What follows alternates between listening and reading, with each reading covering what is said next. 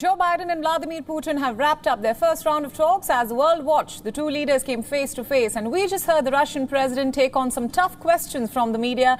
He called the discussions with Biden fruitful and constructive. And now we, of course, await the U.S. president's remarks. Welcome to WION World as One. I'm Priyanka Sharma, and we'll bring you all the updates from the high-stakes summit. But first, let's now cut across to New York, where my correspondent, our colleague, Susan Teherani is joining us live. Susan, thanks so much for joining us. Now, we just heard the Russian president take on some tough question. Putin and Biden met for around 2 hours of one-on-one talks after a rather awkward photo op that said social media buzz. And we just heard Putin's remark. Let's begin with what he said about Alexei Navalny. Refusing to even take his name, Putin says that Navalny returned to Russia in order to be detained, knowing that he had broken the law. Tell us more about this. Yeah, I mean, he came definitely prepared for questions and comments regarding Navalny. He knew that President Biden was going to bring the issue of Alexei Navalny up and human rights issues in Russia. And he was very prepared with that. He even brought up the January 6th protests here in the United States and, of course, the Black Lives Matter protest, and said that while we're sympathizers of what happened inside the United States, we definitely don't want that to happen in Russia, sort of turning the tables against the United States and saying that you have no say in our domestic matters, go deal with your own problems yourself. Vladimir Putin is known to be a leader like this. He is, remember, back in 2006, 2007, when he was hosting Angela Merkel, he kind of knows how to intimidate his opponent. He knew that Angela Merkel was afraid of dogs. So in his one-on-one meeting with Angela Merkel, if you recall, he brought his huge Labrador dog just casually and sat the dog next to Merkel during the entire one-on-one meeting, and the dog was sort of just sitting there staring at Merkel. So he knows what he's doing, and he knows how to make comments like this to sort of turn the table around and intimidate his opponent.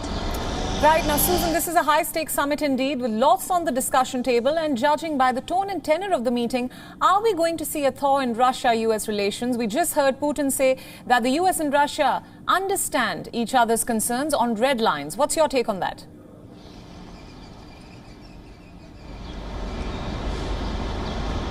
Yeah, I think, as President Biden had mentioned earlier, and as Putin's spokesman mentioned earlier as well, the talks were quote-unquote constructive. I don't think either side went into this to be confrontational. They do want to see a constructive relationship. And we are going to see that, I think, on some issues moving forward, notably nuclear proliferation and arms control. Remember, these are two countries that control 90% of nuclear arms around the world. And, this post-Cold War era has really defined relationship between the two sides. So while the rhetoric is very much different from President Trump, we'll have to see, what Joe Biden is going to respond in his press conference before we really get an idea of how this relationship, and notably U.S. foreign policy towards Russia, will start to take shape moving forward. But I think it's going to be a constructive one, at least on the issue of arms control. And I think that Russia also mentioned that they're going to cooperate on cyber security issues, and they're also bringing back their ambassadors to both countries. Right. Now, the biggest question of who will agree to what. What's your take on the outcome and its impact on the U.S.-Russia relationship going forward? We'll see. Let's see what Biden says first. It may be too early to tell, but I think that the sticking points will definitely be on the issue of cybersecurity and energy. America still has two prisoners in Russia jails. That's going to be an issue that they're going to be talking about.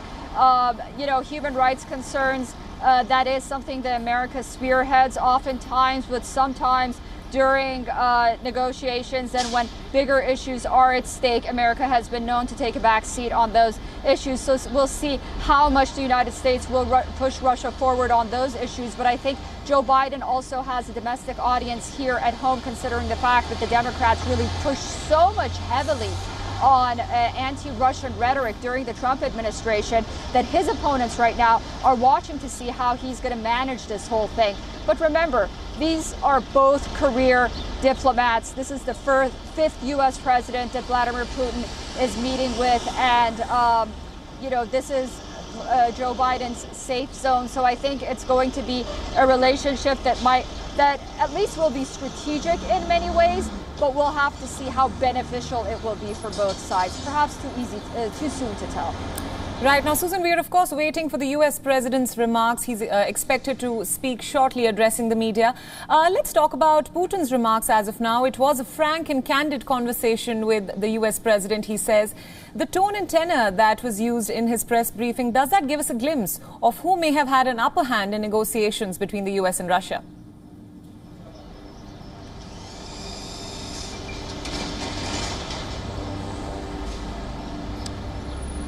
With Vladimir Putin, it's very hard to tell.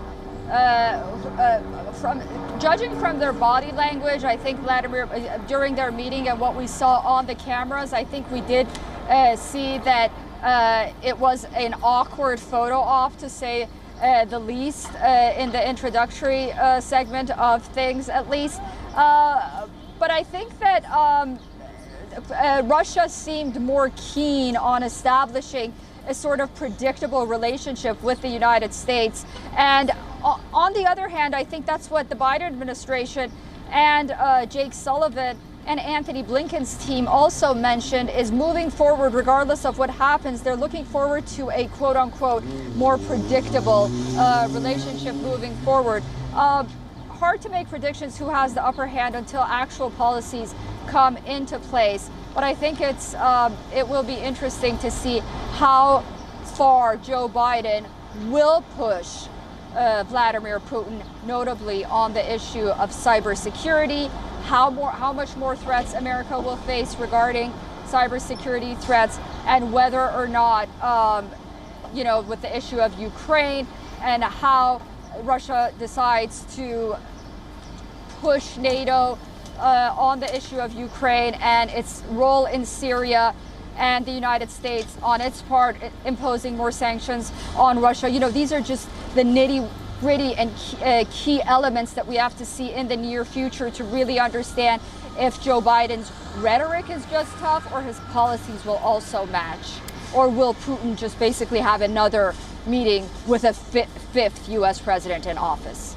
Right. Now, Susan, a lot of the questions directed at the Russian president were regarding Russia's crackdown on protests and opposition protests with reference to Alexei Navalny. And Putin cited the Black Lives Matter and the Capitol riot in the U.S. when he was asked about this crackdown. What's your take on that? I think it's important to note that what happens in the United States is watched by our friends and adversaries alike. They have their take on it. And regardless what the reasons are, I think they take their own impression of it and at times can use it against us. If you remember that in the meeting with the Chinese, one Chinese official also mentioned this issue very firmly, very early on to Anthony Blinken during negotiations, and sort of brought these two issues up regarding quote-unquote human rights violations, although these were massive protests inside the United States, and they were not comparable to definitely what China is doing to its citizens, notably its Uyghur population, or what Russia is doing and has been doing to its opposition leaders and groups with its laws. But nonetheless, they use it. They use it, and they've been using that many times for years. It's nothing new. But I think it's important to note how closely what happens here in the United States impacts also America's foreign policy. And Joe Biden is the first person to admit that and know that. And I think that's why when he set out on this 8-day tour to Europe and ultimately this meeting with Vladimir Putin, he made very clear that this is a foreign policy set for America's middle class. I'm going out there, I'm fighting for you, and this is for America, his version of Donald Trump's America First policy, if you ask me. Right. Now, we've seen U.S. President Joe Biden shore up his European allies ahead of his meeting with the Russian president. And Putin just said that the U.S. and Russian ambassadors will now return to their diplomatic posts. So tell us more about this development.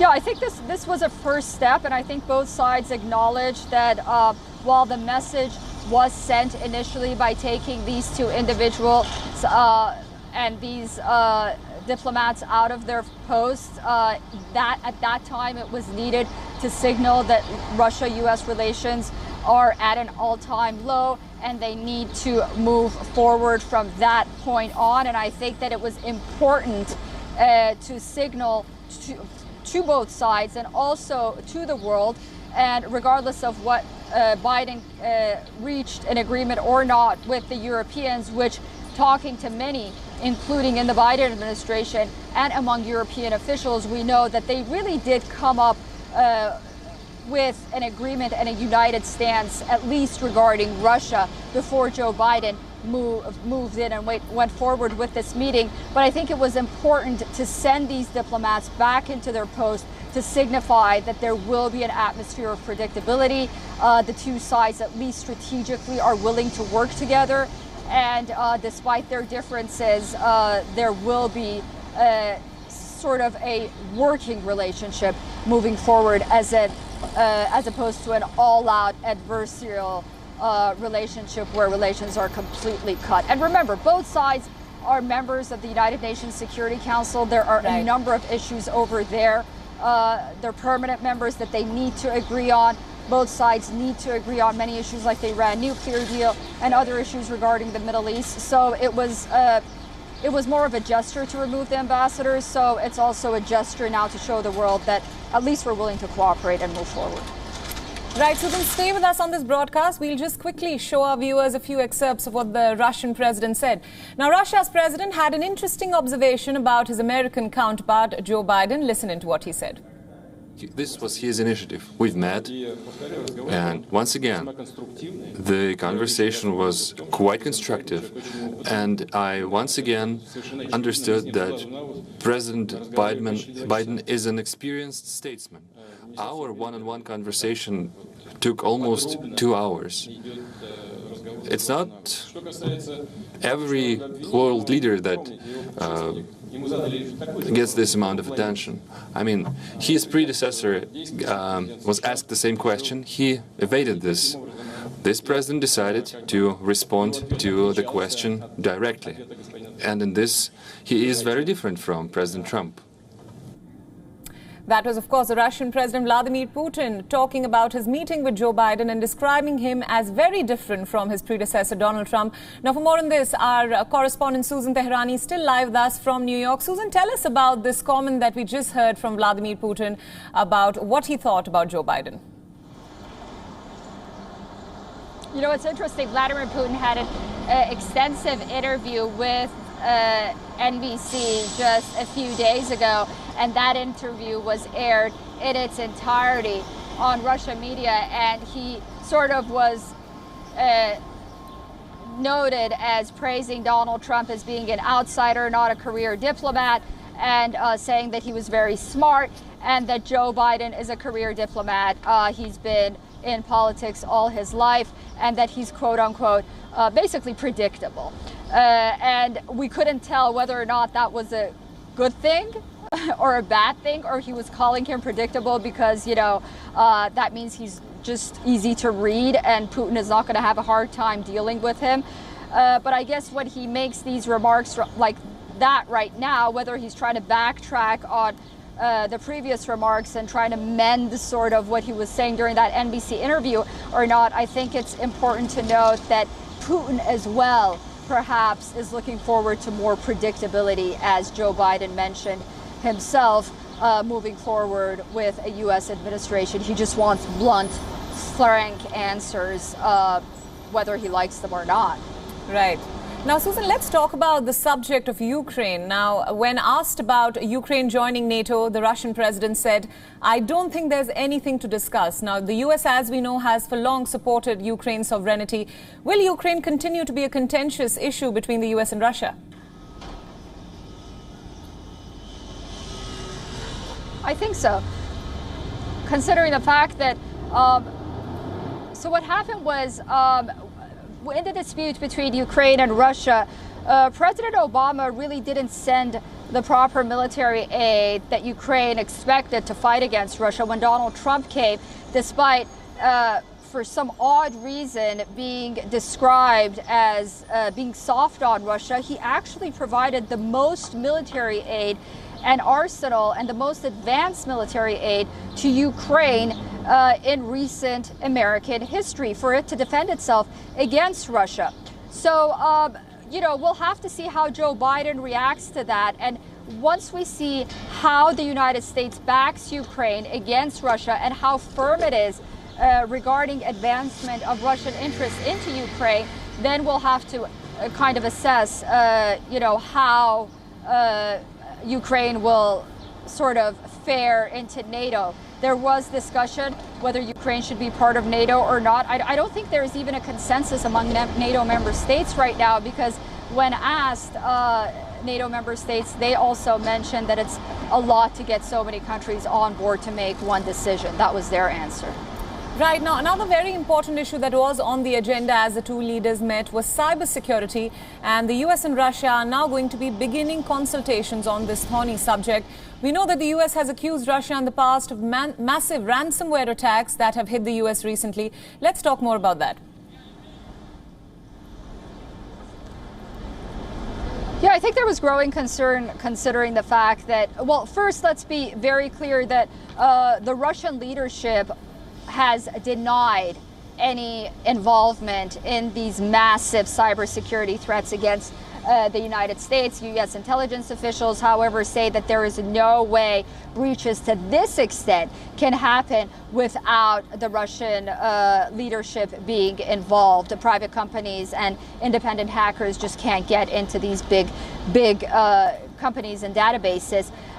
But on the other hand, there has been growing concern and criticism towards the Biden administration and government officials that they actually went ahead and paid the ransom to get these datas operated and running and get rid of these cybersecurity threats. And that sort of was the concern, that it would set a precedent for more hacking and cybersecurity threats. So at least for now, it's during the talks, Vladimir Putin during his press conference mentioned that Russia will be cooperating with the United States on cybersecurity threats. We don't know the details, but we'll see how that pans out and whether or not we'll see this growing number of threats against U.S. plants and U.S. companies in the near future as well. I mean, the numbers were pretty striking during the first few months of the Biden administration, as you recall. We'll see how that moves forward. Right now, Susan, it's still maybe too early to gauge reactions in the U.S., but we know that the Russian president just spoke on a multitude of issues, and reports suggest that Biden and the U.S. team have been closely watching Putin's news conference ahead of course, the U.S. president's remarks. Now, how are his remarks being perceived in the United States as of now?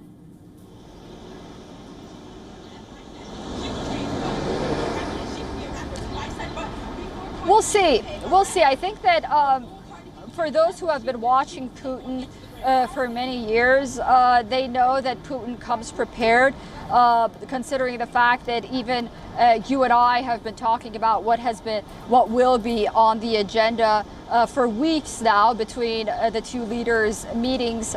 They definitely knew that these were the issues that Joe Biden was going to come to the table with, so he was completely prepared. He knows Joe Biden very well. I mean, Joe Biden has been in government for many years in different capacities. He was Barack Obama's vice president, so he's very familiar with Joe Biden's nature and what issues he should talk about during a press conference. So while we don't have any concrete reaction right now, I think what came out from Putin was very expected, which was preparedness and also with every other president, he always comes out and says that we're willing to cooperate with the United States, we're open to cooperation, we have no animosity, let's move forward, and this is how he's always been saying. And then when you move forward, you realize that, you know, the tensions continue to be there, and again, the devil's in the detail once these men leave the podium.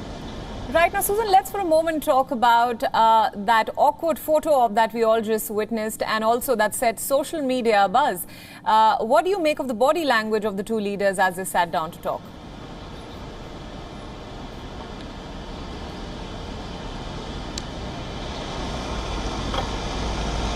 I think Vladimir Putin, as host, was trying his best to do his duty as sort of in front of the cameras, making small talk with Joe Biden, while Joe Biden was making very little eye contact with Vladimir Putin. Vladimir Putin sort of seemed like a teenager that was, and I think we can all relate to this, that was brought into the party to sit and say hi for 5 minutes and was awkwardly sitting there waiting for this meeting to end so he could just get back to whatever he was doing, or get back to the serious talk away from the cameras and away from this, you know, fanfare. And then on the other hand, you had Anthony Blinken, a little bit uneasy and constantly moving and trying to do something, anything but just sitting there stable and sitting there for the photo op, whereas Sergei Lavrov was sort of just sitting there and you know, he seemed more relaxed, and I think that Blinken's attitude was a little more jittery. If you saw, he was constantly taking notes or trying to call an aide to I don't know, help him or try to make conversation with an aide, and then 2 seconds later he would turn to Biden and try to talk to him. So my focus kept shifting more towards Anthony Blinken than anyone else. And then we heard later on from reporters and Western correspondents who were in that room was that they were constantly being manhandled by Russian security to get out of the room, and their audio equipment was not allowed in the room, so we couldn't really get a glimpse of what the two leaders were small talking about, although I didn't see really Biden saying anything. He was nodding his head, but Vladimir Putin was trying to make some kind of small talk. Their audio equipment was left in another room. They were in with their cameras, but they were constantly being manhandled to get out of the room. So it was somewhat of a chaotic, awkward encounter, but I guess some of it was for the camera, and it was meant to be like that. I think Joe Biden wanted it to be like that. He wanted to seem that he has no intention of seeming to be friendly with Vladimir Putin, at least in the beginning. Right, Susan, stay with us. We'll just give our viewers an excerpt of what the Russian president said when he took on some tough questions from the media. With regards to commitments to Ukraine, we have one single commitment to help and facilitate the implementation of the Minsk agreements. If the Ukrainian side is ready to do that, we are ready to follow this path without any doubts. Let me draw your attention to one thing. In November 2020, the Ukrainian delegation presented its ideas on how it intends to implement the Minsk agreements. And it's not a confidential document. It stipulates that, first of all, proposals on the political integration of Donbas to the Ukrainian legal system should be presented, as well as to the constitution. To this end, constitution should be amended. It is stipulated there. You are probably well aware of all the topics: strategic stability, cybersecurity, regional conflicts, trade relations. We also talked about cooperation in the Arctic. That's a list of topics.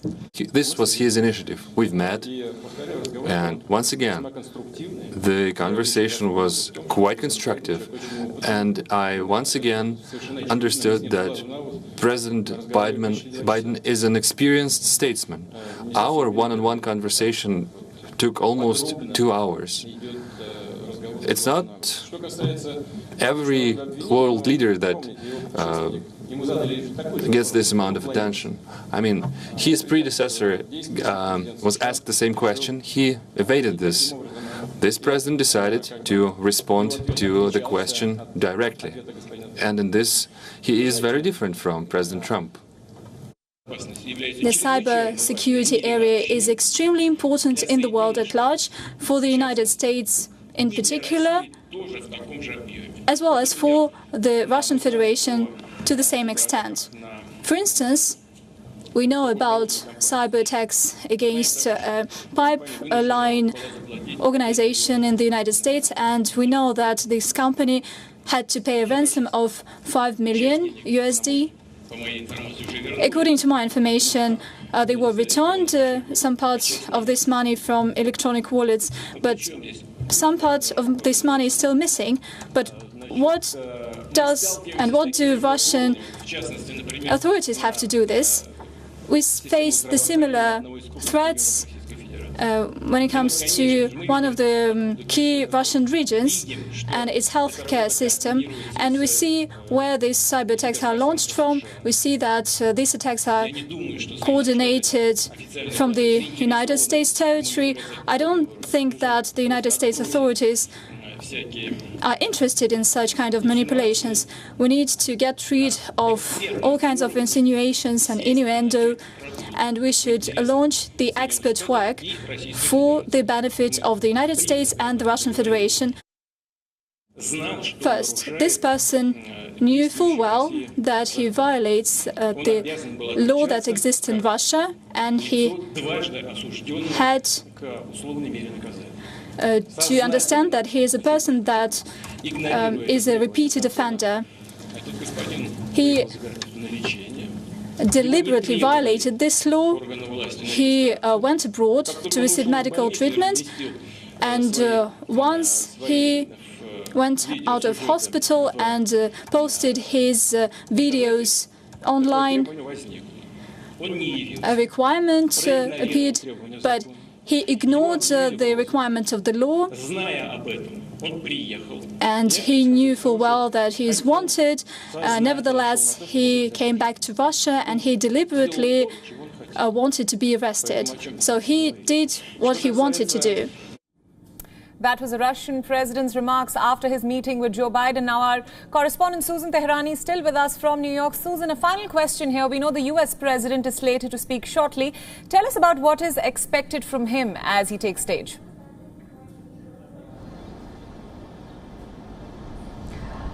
You know, a lot of what Joe Biden is going to say will rely heavily on what Vladimir Putin said. As you mentioned, his team and himself have been closely watching what Vladimir Putin has been saying during his press conference. And not that he's going to be sort of a pawn to Vladimir Putin's statements, but he really will try to weed out the inaccuracies that he sees that's not to the interest of the United States that Putin made, and he's going to highlight those, and then he will have some preset comments and again try to bring out the United States as the winner and, of course, as the country that has the upper hand in these negotiations and the leader of the free world.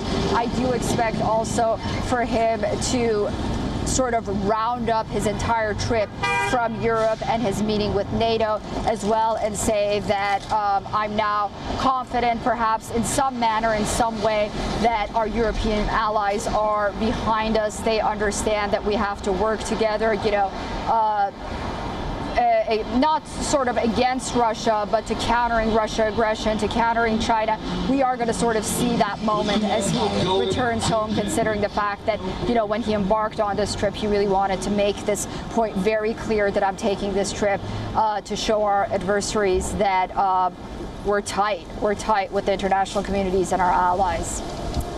Right, Susan Tehrani from New York. Thank you so much for joining us on this broadcast with all those perspectives. We'll, of course, come back to you for more insights once the US president takes stage.